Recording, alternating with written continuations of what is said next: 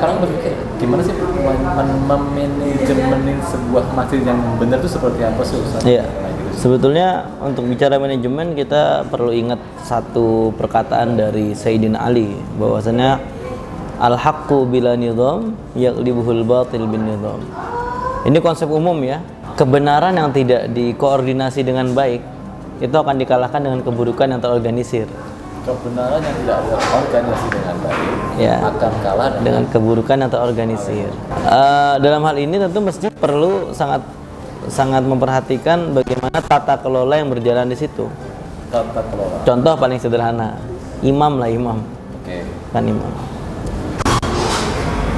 imam itu bukan sekedar pemimpin sholat, tapi dia juga memegang kenyamanan telinga jamaah misalkan. Bacaannya bagus, bacaannya benar gitu ya.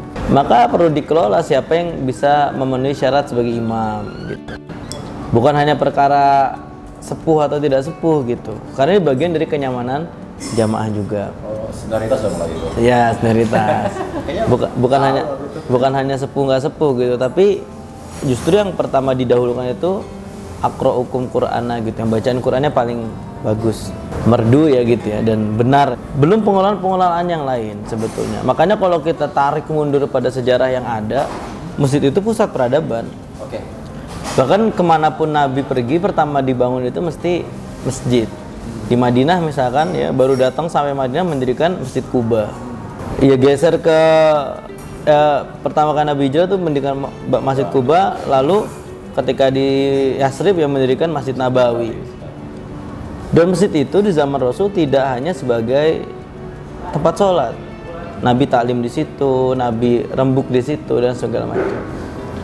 Tarik zaman setelahnya, katakan di dinasti Umayyah, ya, kepemimpinan Bani Muawiyah, banyak pusat-pusat keilmuan di situ. Puncaknya lagi ada di Daulah Abbasiyah. Berdirinya universitas itu diawali dengan pengajaran di masjid. Oh, pengajian gitu. Iya.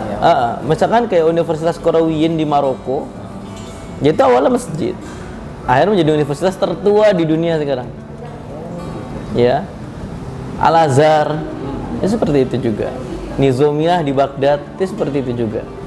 Sehingga masjid tidak hanya bergerak pada ranah-ranah formal seperti ibadah-ibadah ritual gitu, kayak sholat, zakat, puasa, atau membagikan lazis gitu ya, layanan zakat, infak, sedekah gitu, tidak hanya seperti itu aja.